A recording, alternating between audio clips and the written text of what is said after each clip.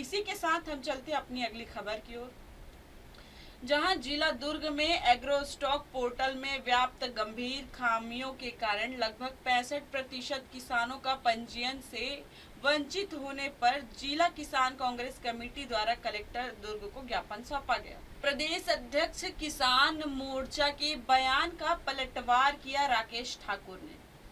दुर्ग में किसान कांग्रेस कमेटी द्वारा आंदोलन किया गया, जिसमें मुख्य मार्ग पर अपनी मांगों को लेकर एग्रो स्टॉक पोर्टल में व्याप्त गंभीर खामियों के कारण लगभग 65% किसानों का पंजीयन से वंचित होने पर जिला किसान कांग्रेस कमेटी द्वारा कलेक्टर दुर्ग को ज्ञापन सौंपा गया। सॉफ्टवेयर गंभीर समस्याएं उत्पन्न होने से किसानों को बचाने यह आंदोलन किया गया। साथ ही प्रदेश अध्यक्ष किसान मोर्चा के बयान पर पलटवार भी राकेश ठाकुर ने किया। अब देखना होगा कि क्या कुछ है पूरा मामला। नहीं कर पा रहे। आज किसान से लेकर हर वर्ग परेशान अगर है तो भारतीय जनता पार्टी की सरकार, ये सरकार सिर्फ उद्योगपतियों का सरकार है, ना ये किसानों का सरकार है, न ये मजदूरों का सरकार है, न महिलाओं का सरकार है, न युवाओं का। किसी का कोई उत्थान नहीं कर रहा है। ये सरकार जब से आया है तब से लोग त्राहीमाम हो गए। आज बिजली का बिल देखिए आप, क्या स्थिति है, लोग त्राहीमाम कर रहा है। गरीब लोग स्वयं स्वफूर्त जनता सामने आ रहा है बिजली बिल के नाम से। ये भारतीय जनता पार्टी की विफलता है। आम किसान तो बिजली की ओर जा रहे हैं, बता रहे हो कहाँ पे मुफ्त बिजली, कैसा मुफ्त बिजली? आप एक चीज बताइए, जो सोलर पैनल लग रहा है वो 2 लाख रुपए का है, सब्सिडी तो बाद में आएगा, अभी फाइनेंस कराने बोल रहा है। फाइनेंस कराएगा, उसका किस्त आएगा 2000-2500, उसके बाद बिजली बिल अलग से आएगा 400-500 रुपया, 2500 रुपये गरीब आदमी कहाँ से पटाएगा 10 साल तक? स्थिति उसकी खराब हो जाएगी। और आपको बता दूं कि जब उसका मेंटेनेंस आएगा सोलर पैनल का, तो बिजली बिल से भी कई गुना महंगा ये सोलर पैनल बनने वाला है। आज से शायद धान उत्पादन शुरू हो चुका है, किस तरह देखते हैं? धान उत्पादन शुरू हो चुका है। धान खरीदी अभी चालू नहीं हुआ। धान खरीदी 15 तारीख से चालू, 15 नवंबर से चालू होगा। जो 1 नवंबर में भूपेश बघेल जी का जब सरकार था, 1 नवंबर से धान खरीदी होती थी, उसको ये 15 नवंबर से धान खरीदी कर रहा भारतीय जनता पार्टी की सरकार। मैंने आपको पहले ही बोला है, ये किसान हितैषी सरकार नहीं है, ये उद्योगपति हितैषी सरकार है। ये कभी किसानों का हित नहीं चाहता। और आज हम लोग का जो धरना हुआ है उसमें सबसे बड़ी बात यह है कि एग्रो स्टॉक जो पोर्टल है उसमें इतनी बड़ी त्रुटि है कि 65% लोगों का, किसानों का पंजीयन नहीं हो पाया है और वो धान बेचने से वंचित हो जाएंगे। दूसरी बात करें तो सबसे बड़ी बात यह है कि 117 रुपए पिछले बार समर्थन मूल्य धान का बढ़ाया केंद्र सरकार ने, और इस बार 69 रुपया, 186 रुपया इनको जोड़ के अभी देना चाहिए। 3100 रुपये जो लेने की बात कर रहे हैं, उसके बाद 186 रुपये जोड़ के इनको धान खरीदी अभी करना चाहिए। ये नहीं दिए, जबकि भूपेश बघेल जी का जब सरकार था उन्हें 2500 रुपये क्विंटल में धान खरीदी का बात किया था, 25 क्विंटल में लिए।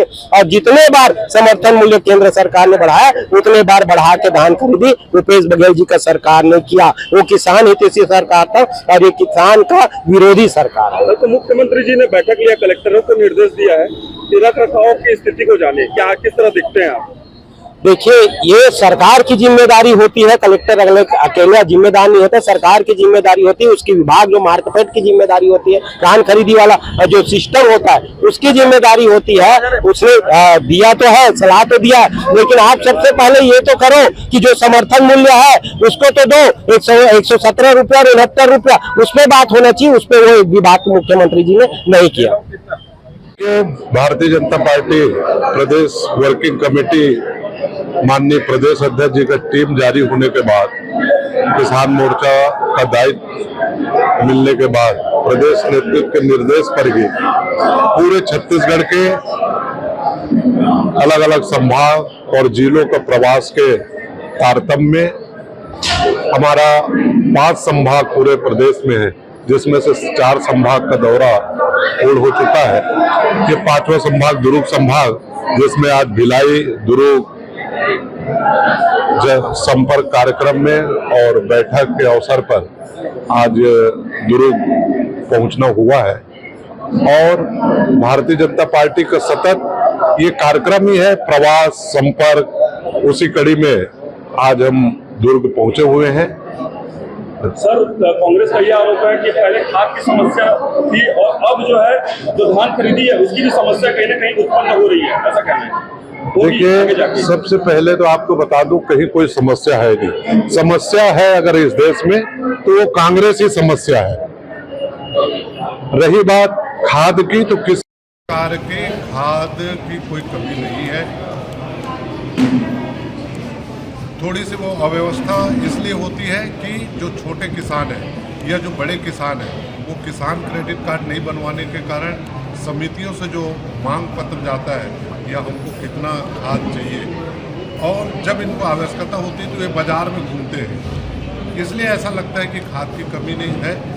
और 2,60,000 मेट्रिक टन छत्तीसगढ़ को खाद की आपूर्ति होनी थी, जिसमें से बीच में क्योंकि मुख्यमंत्री विष्णुदेव साय जी 3100 रुपये में 21 क्विंटल धान ले रहे हैं, उसके कारण रकबा भी बढ़ा और लोग उत्पादन बढ़ाने के होड़ में एक बोरा मान लो 1 एकड़ में यूरिया चाहिए तो वहाँ 2 बोरी डाल रहे हैं। तो इस दृष्टि से थोड़े से कमी की महसूस हुई, लेकिन उसको भी हमारे प्रदेश के कृषि मंत्री, हमारे 10 सांसद मिलकर, हमारे राष्ट्रीय अध्यक्ष JP नड्डा जो अभी भारत सरकार में उर्वरक मंत्री हैं, उनसे संपर्क करके तो ऐसे 30,000 मेट्रिक टन हमको चीन से आयात किए और किसानों में वितरित करवाया गया, और आज कहीं कोई कमी नहीं है। उसके अलावा भी भारत के हिंदुस्तान का product nano urea, nano DAP जो लिक्विड में है, उसमें है, वो किसानों को थोड़ी आदत पड़ी है दानादार खाद डालने का,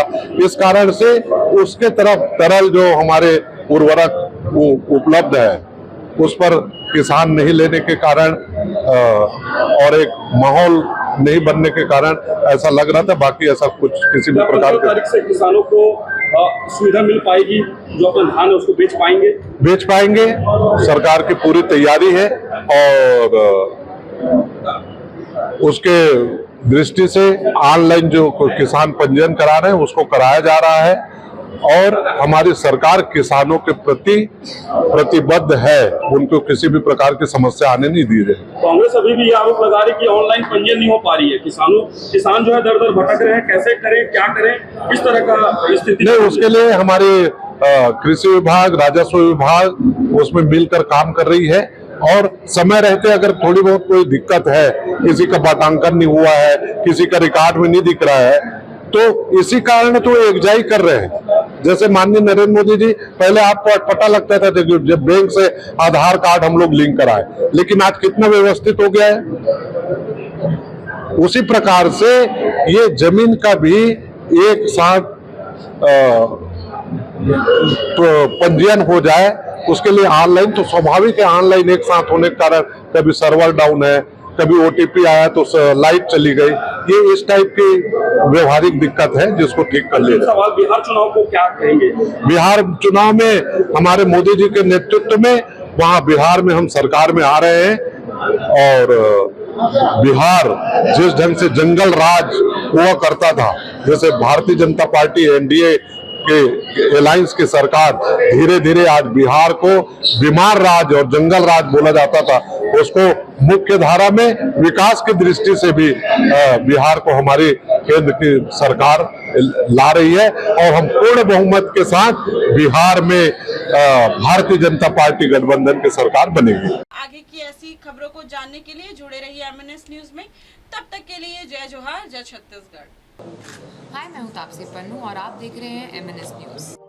आप देख रहे हैं MNS न्यूज, सच जरूर।